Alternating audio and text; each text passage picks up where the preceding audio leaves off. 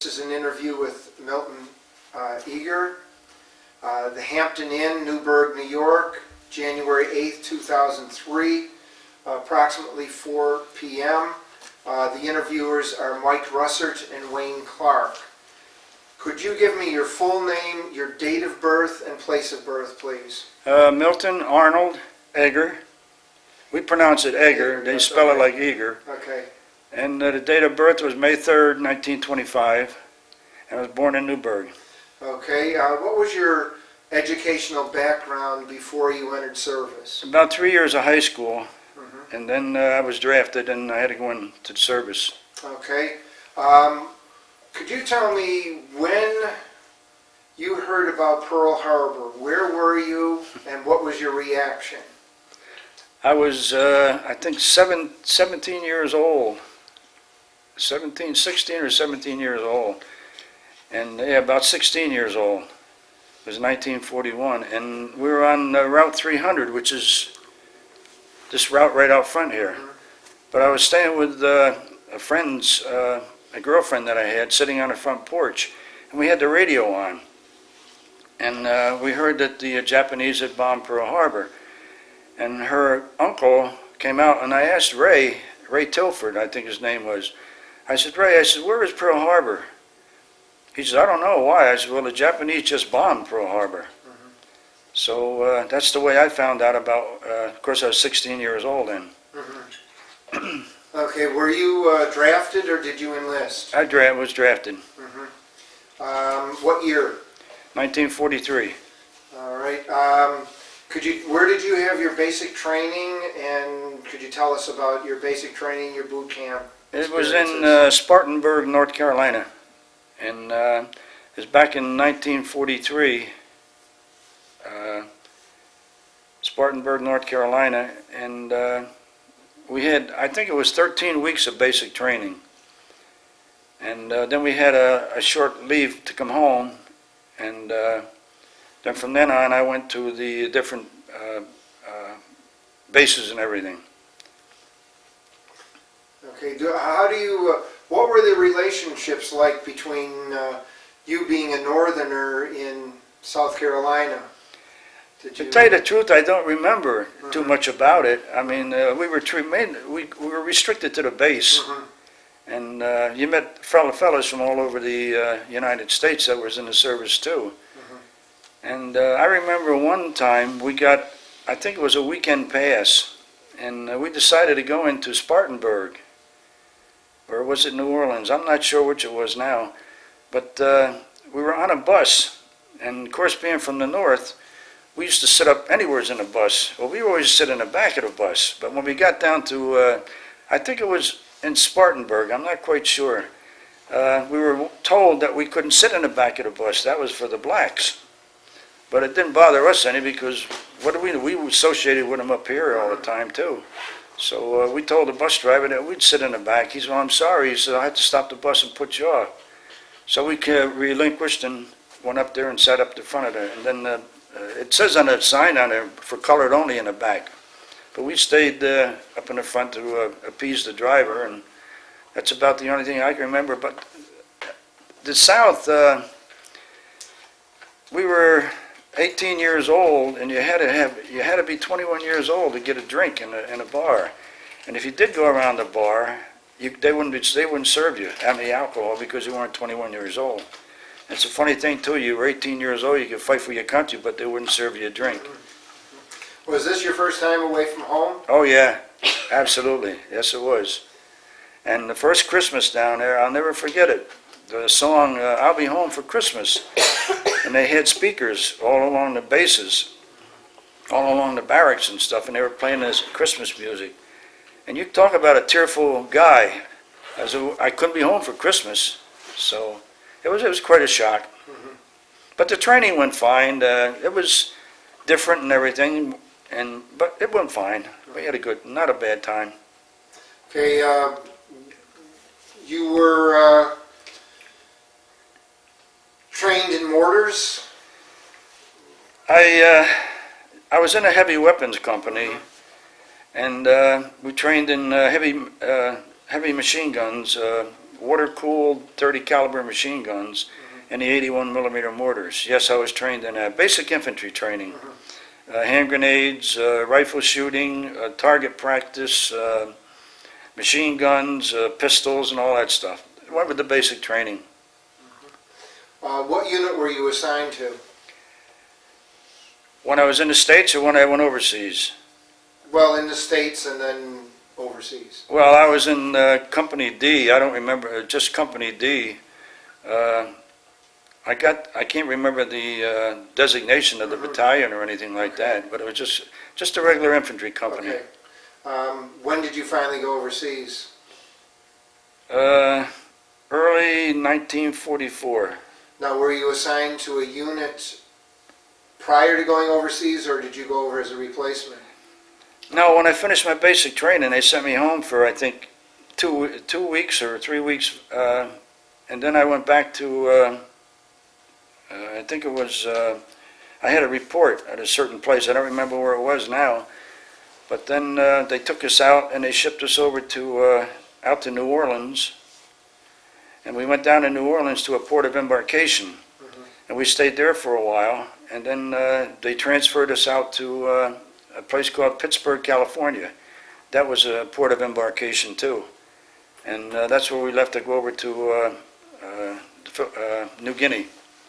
Eventually we wound up in New Guinea, and I joined the 24th Infantry Division at New Guinea. Okay, is that where you saw was that when it was in a combat zone, or did you? It was. They had just secured the area called Hollandia over in New Guinea. They had just secured that area, and then we went in and we joined the 24th Division, and they used to take us out for training, more jungle training, and then we went to for different areas around there for mopping up operations. They had already landed the 24th Division there. The 24th Division was at Pearl Harbor when the Japs bombed it. It had never been in the United States before. It was formed from the elements of the old Hawaiian Division and some elements of the 25th Division. They were formed in October 1941. And then they went to Australia for extensive island training. And then they went to Hollandia, or New Guinea, Tanamera Bay, and we joined them shortly after that. So you came in as a replacement then? Oh yeah. Okay. Yeah. How were you accepted as a replacement? That people don't believe this, but you talk about segregation. When we were all draftees, and when we first got over there to the island, the regular Army fellas, you know, the fellas that was in the service before the war broke out, they didn't accept us at all. They had tents set up over there because most of the action was further away, and they had set up tents over there, and they didn't want nothing to do with the draftees, the regular Army fellas. They had nothing. It's like segregation. It really was. Eventually, they started to ship home because they had accumulated quite a few points. Points were awarded by the time you were in the service, the length of time you were in there, the action that you seen and stuff. And these fellas were shipping out, and that's why we were replacing them. Plus the fact that they had some casualties too, when we were replacing them too. Okay, after how long do you think it took you to be accepted in the unit then? With them being rotated out, you were more accepted? Oh yeah, yeah. Once they put us on patrols and stuff, and going up in the mountains and mopping up operations, securing the communications and stuff like that. We had minor battles with the Japanese stragglers and stuff, but after that, well, you were pretty well accepted. I mean, most of your friends were drafted too, because the regular Army guys were just about gone. Did you find that your training prepared you for the jungle fighting? Not the training we took. We took basic infantry training, but the jungle training was something different, and they included that after we got to New Guinea. They gave us, I don't forget how many weeks of training, took us out and showed us the ropes of how to fight in the jungle and stuff like that. But not the basic training that I took. It was just ordinary basic training. Okay. Okay, now you mentioned on your form here that you were in the Philippines. Mm-hmm. Could you tell us about that experience? Well, October the 20th, 1944 is when we invaded the Philippine Islands. We went with General MacArthur, and we landed on, we had 3 regiments in our division. We had the 19th, the 34th, and the 21st. I happened to be in the 21st Infantry Regiment, and we didn't hit the beach the same time. Our position or assignment was to secure a small island off the coast of Leyte in the Philippine Islands. And the reason we had to secure that was they wanted, they had a PT boat base, and we had to secure that island because it was a small bay where those boats went back and forth, in and out during the Battle of the Leyte Gulf. And after they secured the island, but then we joined up with our regular 24th Division, which had been in Tacloban, Leyte, the village of Tacloban, and through the Philippine Islands. We stayed there until we secured Leyte, and then we went over to an island called Mindoro. And from Mindoro, we went to Mindanao Island. And there was few other small islands in between. But it wasn't that bad. I mean, we had our moments. Now I noticed you said you suffered from jungle rat.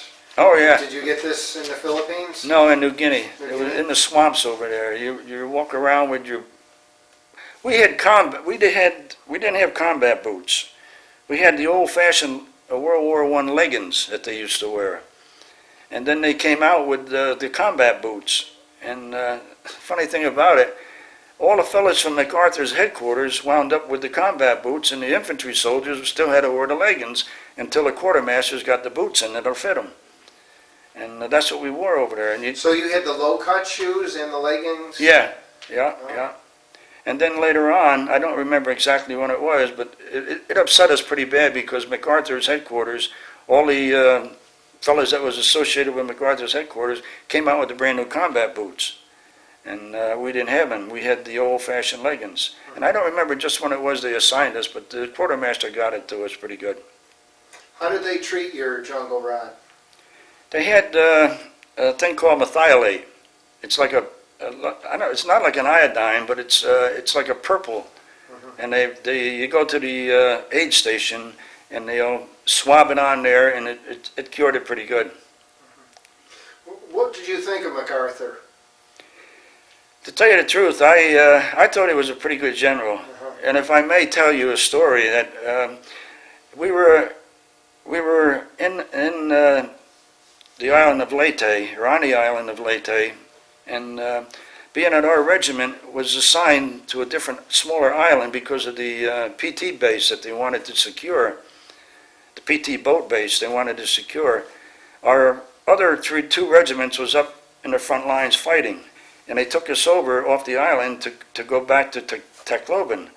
And the reason they took us back there was they had word that the Japanese were going to drop paratroopers and try and kill General MacArthur. Well, they took I don't think it was a whole regiment, I think it was a couple of companies, and they put us back in the town of Tacloban. And I drew guard duty one time. MacArthur had a large veranda, a large building that he acquired for his headquarters. And it had one of these porches or verandas go all the way around it. And one day I drew guard duty, and I used to have to walk up to a certain point, and then the other fellow would start from this end and come back, and the two of us would meet, we'd split and go back and forth.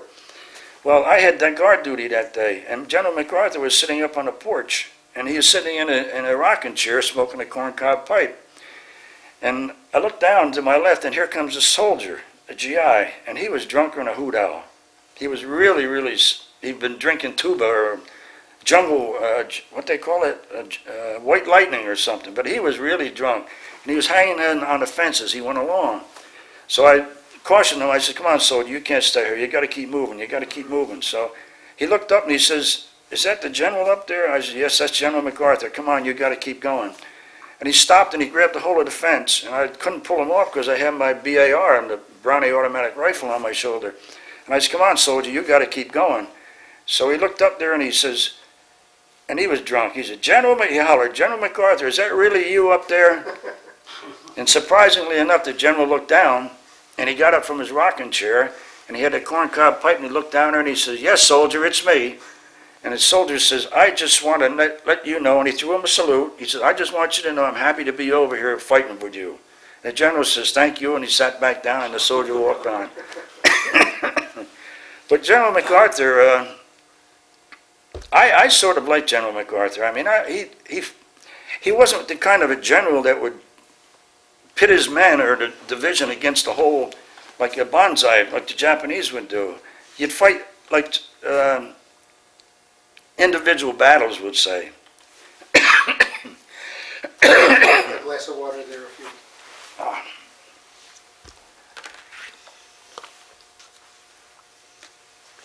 He was, a lot of fellas didn't like him, but I think he did a pretty good job when he was over there.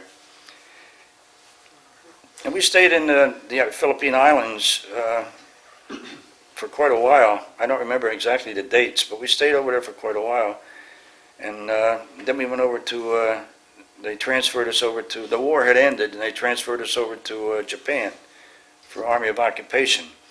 And before you start with that, what was your reaction then when you heard about the dropping of the atomic bombs on Hiroshima and Nagasaki? To tell you the truth, I don't remember. We were probably elated, but it meant the end of the war, but I really don't remember any feeling or anything like that, you know. It's just that you're so involved about your own little world that's going around you, half the time you don't realize what the heck is going on. But, and a lot of things I found out that, like I say, here you're in your own little world, your own little group and everything, you don't know what the heck is going on. And we had very little publications over there. We had a Yank magazine, but if you're lucky enough to get your hands on it, where you can find out different things that was going on in the world. But basically, you're only concerned with what's going on in your own platoon, your own company, or division or so. But I think I was more emotional when I found out that President Roosevelt had died than I did the atomic bomb. And about the atomic bomb, we were stationed only about 30 miles away from Hiroshima. We were in a town called Okayama. And we were only about 30 miles. And as a matter of fact, we went into Hiroshima, but you could only stay there a certain amount of time because the MPs would kick you back out because of the radiation. But what was your reaction to the destruction? Unbelievable. Unless you witness something like, you can't believe it. I mean, just one bomb, it's unbelievable. It's really unbelievable. Unbelievable. And like I say, we could go in there. We were only stationed about 30 miles away from Hiroshima.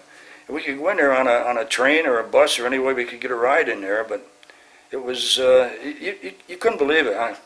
I've seen all kinds of destruction, but nothing like that. Nothing like that. How long were you in the Army of Occupation? I'd say between 3 and 4 months. What were your relationships with the Japanese people? Did you have much contact with the Japanese people? Yes, as a matter of fact, they had programs over there for the GIs that you could go and have a dinner with one of the Japanese families. As a matter of fact, they recommended it to try and prevent or try to bring out goodwill amongst the people. And the few people that we stayed with, or I stayed with, I'll never forget it. You had to take your shoes off when you went into their house. And at that time, I had combat boots. And I went to take my shoe off, and I had a big hole in my sock. But they didn't think nothing about it at all. And you talked, some of them could talk English, and some couldn't. And it just so happened that we were lucky enough, or I was lucky enough, to get with a family that could speak English, a limited amount of English. And they had pictures on the wall. I never forget it. They had pictures of Tojo, and they had pictures of Hirohito, the emperor. And they used to say that the emperor, in this particular family, they'd say the emperor was good, but Tojo was no good. He was the war he was the war general or whatever they called him over there. But they didn't like Tojo at all, and they didn't particularly care for the war. But there's nothing they can do. It's like us here. I mean, whatever the politicians decide is the way we got to go. But we had some of the craziest food. Yeah, raw fish and stuff that you learn to live with it. And no, it wasn't a bad relationship with the Japanese. The first time after we got to Japan, and there's the anniversary of Pearl Harbor, when we first got there, we couldn't have our ammunition with us. We had rifles and pistols, but you couldn't carry no ammunition. It was all for show.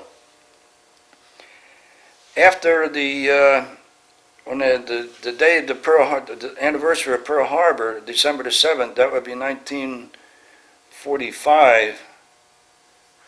I think it was 1940, or was it 1944? I'm not sure. We had to have ammunition because they weren't sure just what the Japanese were going to do, because that was the anniversary of Pearl Harbor. We had to have loaded ammunition. And then we had a big parade over there too. But everybody had to carry a live ammunition that time. But basically, if you had a sidearm or a pistol or a rifle or something, you couldn't carry ammunition with you because they're afraid of it going to have some guy lose his temper or something and kill a few civilians over there. But basically, the relationship we have with the Japanese people was fantastic, I think. Mm-hmm. They're very, very friendly. When were you discharged? 1946 in January. Now, did you come home as a unit, or just a group? We came home as not as a unit. The Army had a situation, or a way of discharging people that had what they call a point system. And points were awarded how long you're overseas, how many months you were in the service, how many battles you were in, and the ones that had the most points were discharged first, which was like a seniority thing, which was right. I mean, because some of the new fellows came in there, they were only with just about 6 months. There's no reason why they should go home when we were in there for 2 years or so. So if you accumulated points, and I'll never forget it, I was in Japan, in the Okayama, they had, I don't know how to say this, houses of prostitution, and they had one house for the officers, one house for the first 3 graders, and the other ones for the enlisted men. And I happened to be in a geisha house that night when one of the fellows came in and he told me, he says, "Sarge, you're ready to go home." He said, "You better get out of here." I was on a 3-day pass, and I said, "What do you mean?" He said, "Well, I got the roster set up." And he says that you're ready to go on home in a couple of days. So I just got everything together, and I went back to the base, and sure enough, my name was on the roster, and then they shipped me on home, or transferred me home. But it was quite an experience. I mean, for a young fella, 18, 20 years old, it was quite an experience over there. Did you make use of the GI Bill at all when you returned home? I did when I bought my first house. Yes, I did. Mm-hmm. I never took advantage of the education of the thing, and I just took the GI and I bought my first house with it, yes. And then I bought my second house with it, the one that we live in now. How about the 5220 Club? Did you ever use that? I tell people, listen, they don't believe it. I was home for 2 weeks and I went to work right away. And they told me, "You mean to tell me you didn't take the 5220 Club, or what was it, $20 a week for 52 weeks? I said, "No, I didn't take advantage of it. I was never that type of person. I was always active and ambitious and no, I never took advantage of that." Did you join any veterans organizations when you returned home? I didn't, because the simple reason was most of the fellas, like the veterans of foreign wars and the American Legion, you go to the meetings, and first thing you know, they wind up at the bar. And I was never much of a drinker, so it never appealed to me. Mm-hmm. But then my wife here, and I'm not sure just when it was, you remember when it was, hon? You got me to join? A few members of the church was veterans, and they asked her, if your husband was a veteran. I said, yeah, or she said, yeah. She said, well, why don't you get him to join the American Legion, which I did. And now I'm a member of the American Legion for, I don't know, about 10, 12 years, something like that. Have you kept contact with anyone that you served with or gone to any reunions? We have a reunion every year. They've been holding them since 1948. Unfortunately, I didn't find out about it until 1992. And I came home one time. I had my grandson with me. He just came home from a camping trip. And I had my grandson with me, and there was a letter in there. And it was from Beaumont, Texas.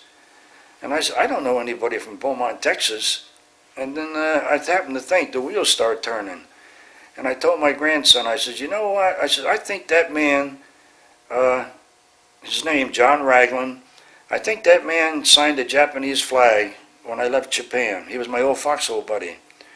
And he had gotten word that when you join the American Legion, they ask you if you had worn one of the patches from any of the divisions there. Get in touch with us. So I did, and that's when I found out that 24th Division held their reunions. And that started in 1992. And I haven't missed one except last year. My mother died, and I couldn't go to that one there. But How old was your mother? 98. Wow. Yeah, 98 years old. And my stepfather, he's in the Veterans Hospital over in Castle Point. He's 95 now, I believe. But What was he a veteran of? What? he was a veteran of World War II. Oh, okay. Yeah. 95. But I met this fellow, and he wrote me a letter. I opened up the letter, meanwhile, and I asked him, I read the letter, and he says he thinks he remembers me, but he's not sure because of the name. He's read it in the American Legion magazine.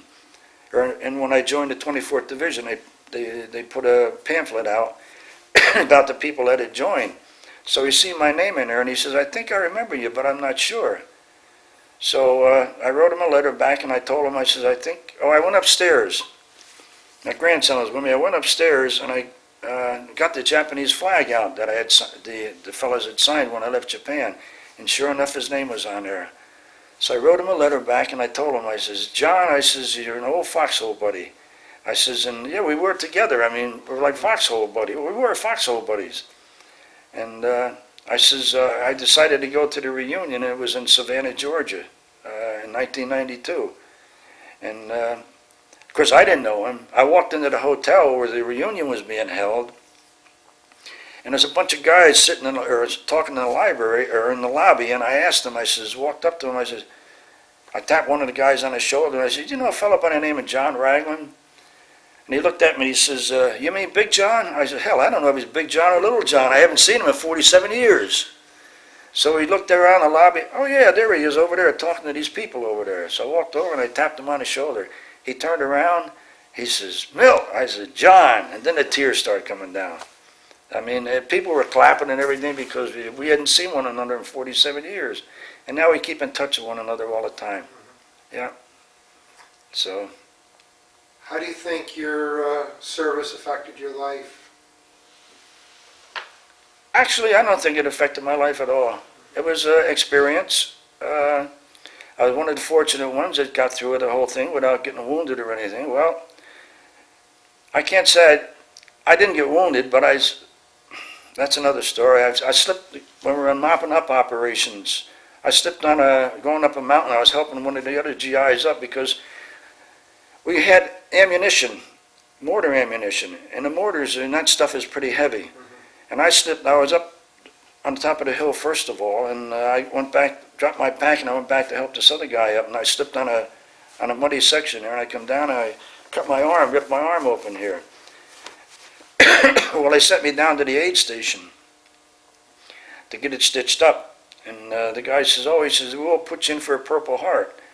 I said, no, you don't put me in for a Purple Heart. I says, that's for guys that get shot or get wounded or something like that. He said, no. He said, you're in a combat zone. You're entitled to a Purple Heart. I said, no, you're not putting me in for one. And he never did. Unfortunately, I wish I had it now. Because of But records. But no, I don't think it affected my life any at all. I mean, Does your arm bother you now? Or? Oh, no. Uh-huh. I had a carbine, And when I come down, I'm off the mountain, the clip on the carbine ripped my arm open. Do you have any of the jungle rat ever bother, your feet ever bother you or anything from that? Did your unit suffer problems from like leeches or dengue fever? Oh, I had or those malaria? son of a guns on me. Yeah, my God, you're in the jungles of New Guinea. I mean, those things climb all over you, you know. Those things are mean. And the guys used to take cigarettes and put them on you, on the leeches to get them to come off. What about malaria or dengue fever? Nothing like that? I never had none. Like I say, I was very, very fortunate. And malaria, they gave us Atibrin, the little yellow tablets, and I used to take it faithfully, and I never came down with anything. A lot of guys didn't take it, and that's another thing too. When we first got over to the New Guinea, a place called Goodenough Island, we were on a large ship, a transport ship, and the fellas came out to unload the transport ship. And I looked down over the side of the ship down there, and these fellas were all yellow. I said, my God, what the heck's going on? I thought they were all Chinese. But they were American GIs, the engineers. And from taking these Atibrin pills, I'm quite sure it was Atibrin. Atibrin, I believe so. Yeah. Atibrin pills, they were turning yellow. And when I looked over the side of the ship and seen these guys down there, I said, my God, they're all Chinese down there. But no, I was very fortunate. I never had any come down with any sickness except for that one incident with cutting my arm. And although we were in quite a bit of action over there, a couple of guys that I can't even remember anymore, and I haven't seen their names in the publication that they put out that they had joined. But there was a couple of harrowing incidents over there that wake you up. One thing, we were sitting and we had secured an area, and we were in a trench because it was getting dark and it was too late to dig a foxhole, and they had just kicked the Japs off of the hill, and we were sitting in this trench, and it got dark, and first thing you know, I don't know what time it was. I didn't have a watch or anything, but first time you looked up, you could see the light from the sky. And first thing you know, I heard this noise, and the fellow that was sitting right alongside of me, he whispered over, what was that? I says, it sounded like somebody. All of a sudden, there was an explosion. And this leg came down in the trench, right in front of me, like this here. The leg was like that, and I could hear the man dying, but I couldn't see whether it was an American or a Japanese, because it was so dark. If I seen the leg, I could tell whether he had a leggings on or whether he had a combat boot on. And I couldn't tell until early in the morning. Then when the daylight started, then I seen it was a Japanese. What had happened, I don't know what happened, but we were down in the trench, and he must have pulled a hand grenade and tried to jump in the trench. That's what they used to do. If you're in a foxhole over there, they pull a hand grenade out, jump in the foxhole and kill themselves, and they kill you too. And he must have missed the trench or something, and he just pulled a hand grenade and it blew him up. That was one of the experiences that I had. And then another time we were on top of the mountain, and one of the fellas, we were out of water, and there was a stream down below, and we sent some Filipinos down to get our canteens filled up. And they came back up later on, and they didn't have the canteens, they didn't have no water. We wondered what happened. And he said, one of the Filipinos said, there's Japanese down there. They'll surrender to the Americans, but they won't surrender to the Japanese or to the Filipinos, because the Filipinos would have killed them on the spot. So at the time, there was a rumor going around that if you brought in a Japanese prisoner so they could interrogate him, they would give you I think it was a 30-day pass back to the States. So the same fella that was in the trench with me, he says, come on, let's get down and get ourselves a free ride home. Well, the two of us went down there, and where the Japanese were, they were inside of a large cave, and there was a trail running right in front of the cave. And this fellow was like a soldier of fortune. He had been in the army for quite a while, and he was like a soldier of fortune. And he's got on this side of the cave, and I got on the other side of the cave on a trail. And the cave was a humongous big cave. And he was hollering to surrender, that we were Americans, that we wouldn't hurt you, or we'll take care of you, and we didn't hear nothing. So he kept us up for a while, and how he never got shot is beyond me, because he stood right up there in front of the cave. I mean, the cave was a ways sitting back in a ways. And he says, he talks different languages and stuff like that, you know. So we never heard anything. So finally he looked at me and he says, hey, Edgar, he said, you got any grenades? I said, yeah. He said, well, when I count three, we're going to throw the grenades in. He counted three and he threw the grenades in there. Then all hell broke loose. I'm telling you, I couldn't go this way here because that was the way to get out. I had to go down that way because you could see the tracers coming, or the bullets coming down through there, and all kinds of explosions going off and everything. So he went back that way, and I started down. I had a Filipino guerrilla with me, and we went down the mountain that side, and we come to a short drop, and he gave me a push, and I fell in the creek where the water was, where we were getting our canteens filled. And he fell in behind me, but he couldn't swim. So I had to pull my rifle out, and I pointed my rifle to him and pulled him out so where he could touch bottom. And then we started working our way back up to where the rest of the company was. And I could hear these people coming down the side of the mountain up there. And we'd snuck off to the side, and it was the fellow that had left me down there. He went back up to the company to get some more men to come back down there. And when I finally seen him, he said, we come down to get your body. He said, I thought you were dead. But to make a long story short, we stayed in that area for about a week and a half, I think. And they tried firing bazookas into the mouth of the cave. And as soon as they did that, they tried to get the infantry to go back in there again. And they couldn't get nowhere near that cave.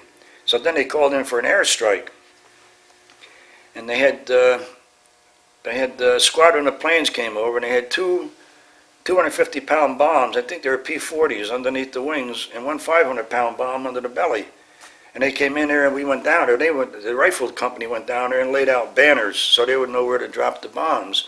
And they also had smoke grenades down there. And these planes came in there, and they bombed it. We still don't know what was in that cave. And after we got out of there, I told this friend of mine, I said, I'd like to go back there someday and find out what the heck was in that cave. And to this day, we still don't know. As far as we know, the Japs are still in that cave. Okay, you had some things you wanted to show us? Yeah, if you got a little time. Sure. We do. Oh, well, this, when I came, I had a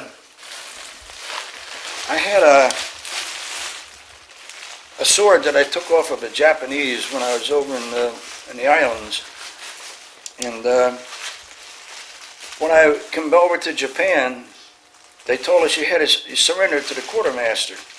So I surrendered that to the quartermaster. But this isn't the sword that it was.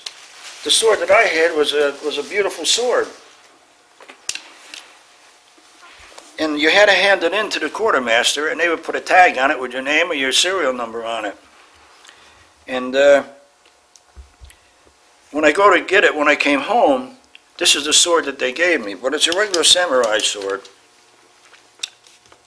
Is that an NCO sword, or? Pardon? Do you know if it's an NCO sword or an I think it officer's is. sword? It's one of the officer's swords. I'm not quite sure, but I think it's one of the officer's swords. But the one I left over there, somebody must have taken the doggone thing. But this is the one that I wound up with.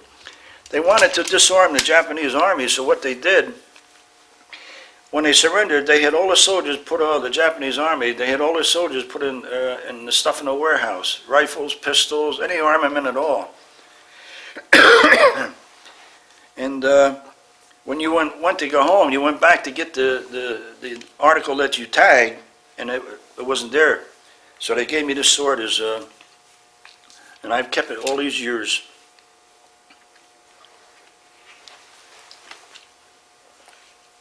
You want to hold this up and tell Wayne, show that toward the camera? This is the awards case. I really wasn't much of a fellow that likes the limelight, so to speak, but then when I joined the association, the 24th Division Association, I figured I'd start collecting this stuff here. I used to have it all in my drawer. And the one thing I'm proudest of is the Combat Infantry badge. It's up here. Now, where'd you receive the Bronze Star? This year I got this from a staff sergeant that lives alongside of me, or what is it, master sergeant? No, sergeant major. Because most of these medals here you don't get awarded; they don't pin them on you. And the Bronze Star you can get, but if you were in a heroic situation with the Bronze Star, that would have a V on it.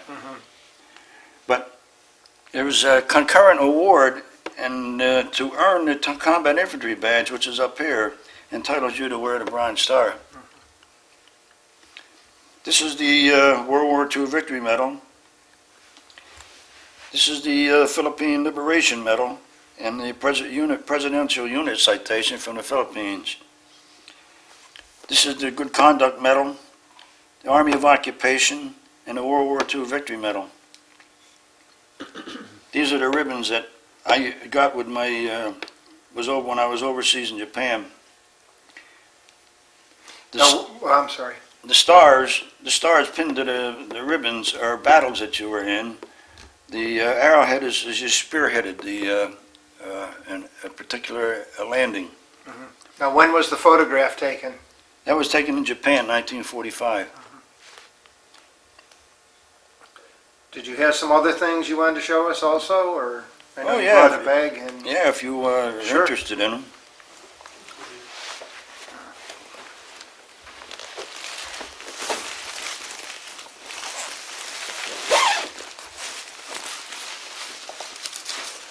This was a picture taken in Camp Croft, South Carolina. And whereabouts are you in that picture? I am right here. Whereabouts? Okay. Right there. That was basic training down in South Carolina. Spartanburg. This is the magazine that the 24th Infantry Division Association puts out about 4 times a year. And it tells you all of the new members and the reunions and everything. It's a beautiful magazine that they put out. That's one of the older issues. The newer issues have colored pictures in it and everything.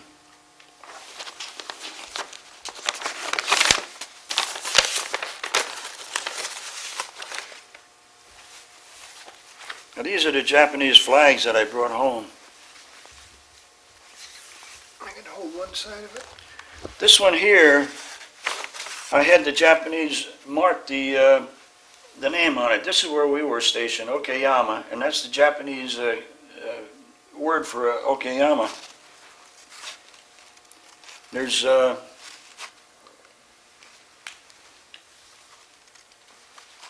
it's sort of faded. Oh, shoot, over here.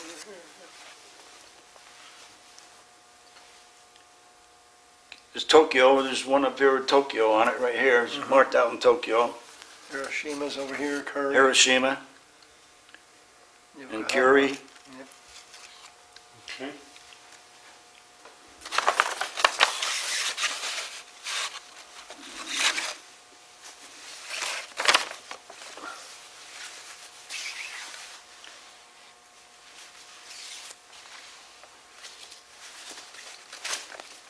This is the one that I had with the fellas sign their names on it before I left Japan.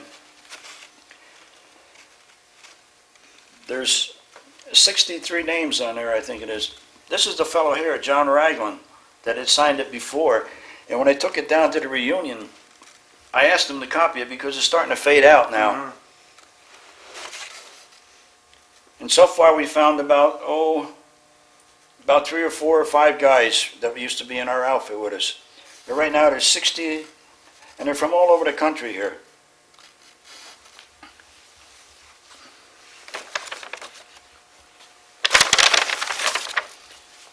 This is one of the pillow covers they had during World War II. I sent that home to my mother and she kept it. Okay.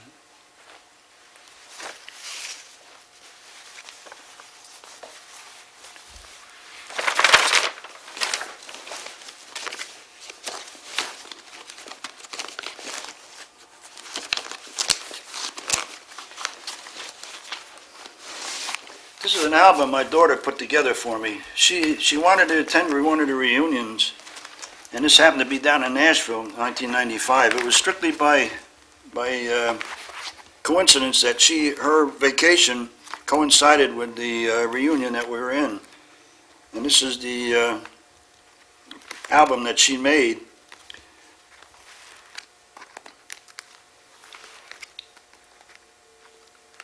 This is my daughter, her husband Fred, and this is me here. And she had oh,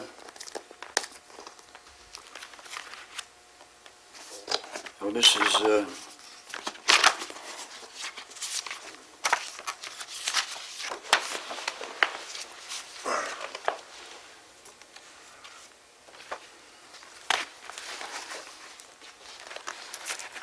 this is a letter that she wrote. And we wanted to put it in the Tower Leaf magazine. The Tower Leaf is the magazine that they publish 3 or 4 times a year.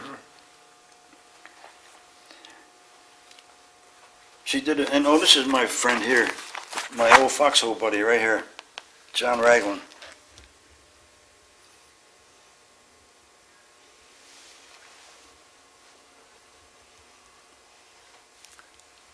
Okay. I'll put these back in there so they don't separated.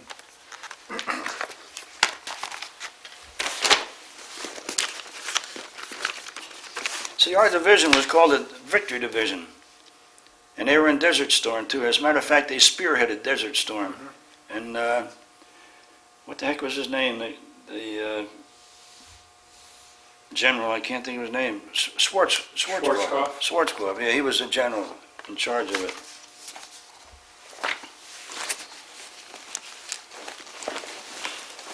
This is my album here. I don't know if you can get a picture of it or anything, or what. Okay.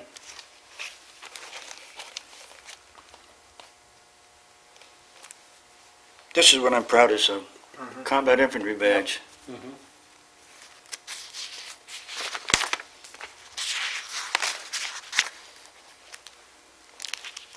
That's my induction papers. A few people that went to my mother and the fellow I met with down in Spartanburg, South Carolina. This is the newspaper clippings. It was from the Hollandia invasion. This is when we hit the New Guinea. My mother kept all the newspaper clippings. Whenever the 24th Infantry Division was mentioned in there, she would take the clippings and clip them out and save them for me. These are all the clippings about the 24th Division.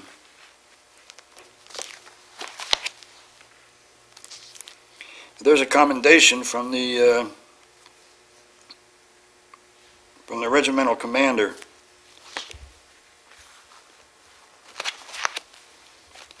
There's a village here. The Japanese, when they invaded the islands, they took a picture. And when we went back to secure the town again, our regimental commander took the same picture that the Japanese took in the same area.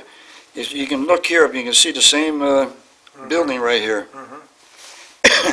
This is a family that I spent some time with over in the Philippine Islands, and this is a letter from the fellow called Mateo.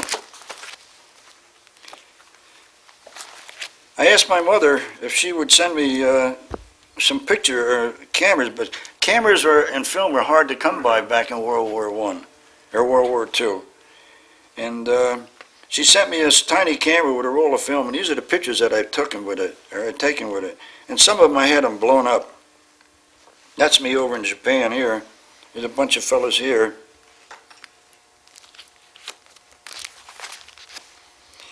Now, you asked me before about coming home. When we got to Vancouver, I went down to the PX, and in the newspaper down there, they had a picture of us guys coming home. And that's me up there raising my hand. Okay, maybe we could Yeah, hold it toward the just hold camera. it that way. Whereabouts are you? Right Oh, up there. yes. It says Okay. me.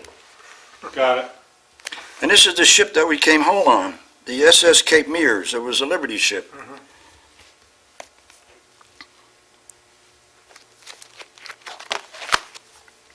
This is an original V-mail I mailed to my grandfather, and then my mother kept it. There's a picture of Hiroshima, but it's not too Yeah. good because it's starting to fade out. This is real Japanese and real Japanese money. This here, and there was one of the islands over there. We came across a group of Japanese, and why were they handing out money, I don't know. But anyway, they had a safe, and one of our mortars hit the safe, and this money was laying all over the field. And I picked this one up off of a Japanese that got hit by the shrapnel in our mortars, from our mortars.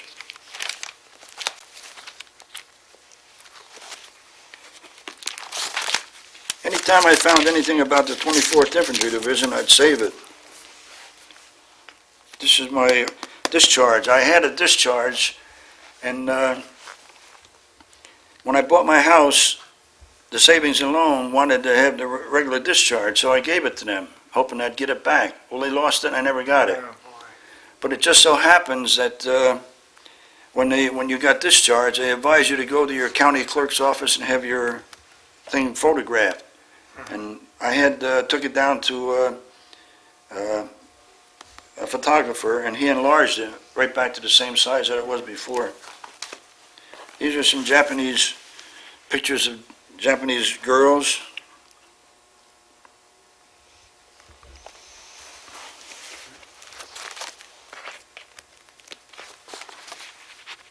This is from the 180th meridian. It's the international date line. And when you cross the international date line, if you get there on Wednesday, you cross over, it's Friday. You lose a day. But when you come back home, you gain that day back again. These are some of the programs they had on the boat on the way coming home. Here's a lineage of the 21st Infantry Regiment. This is the first reunion I went to. I had an older van, and I painted the insignia of the 24th Infantry Division on there. Now here's one of the fellows here re-signing the Japanese flag that he had signed back in 1946 or 45. This is a Pearl Harbor veteran.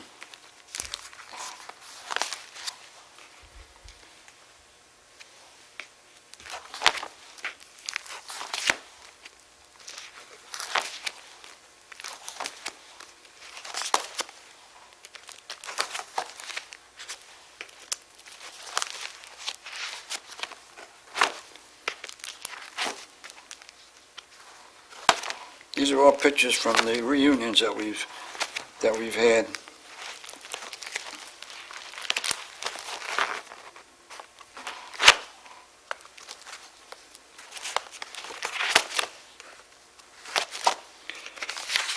I guess that's about all, guys. Okay. Well, thank you very much. Oh, one thing. We went down to, we had a reunion down to Little Rock, Arkansas, and it had rained like crazy out there.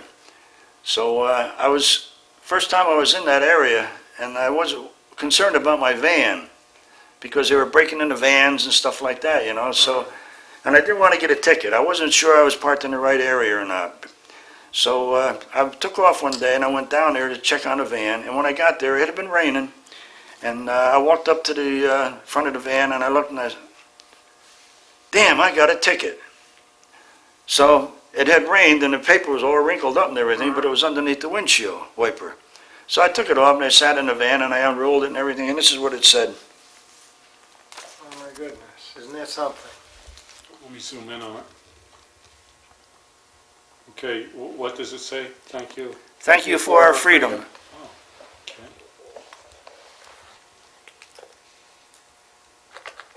Okay, got it.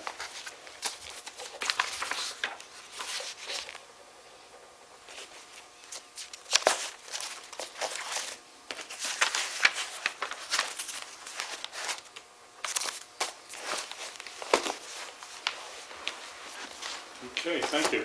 Now we got one more thing here. Oh, okay.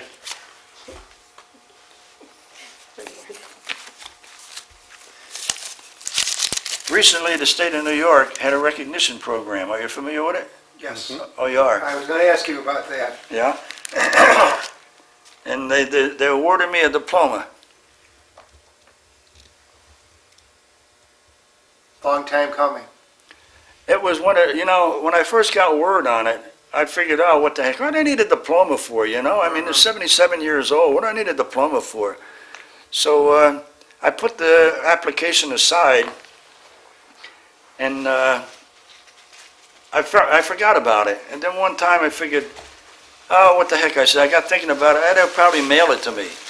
But that same day that So I want to turn it that way. the following day that they told me, my wife had got a call and says, we got your husband's diploma here, and we're going to have awarded to him in the Newburgh Free Academy. He says, they're going to have a ceremony down there. I said, you got to be kidding me. So we went down there, and we had an awful nice time. They had a regular, that's it, yeah, that's it. And there's a group of fellas there that had got their diplomas with me.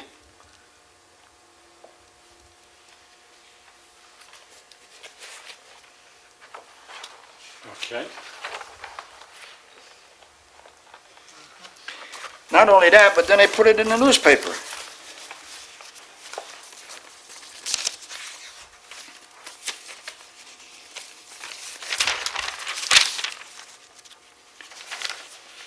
That's my family down there, on the bottom down there. My daughter and my two daughters. Two daughters was there, right? Al? Yeah. Yeah, two daughters and her son, my son-in-law.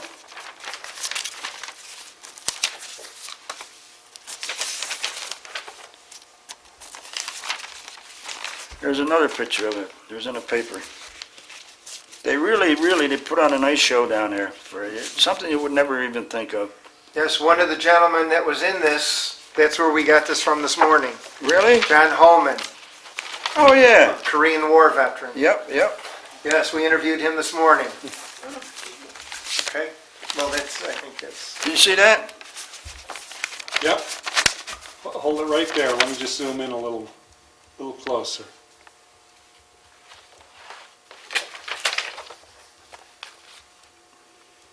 Okay, got it. okay, well, thank you very much for your interview. Yes, thank you. Well, thank you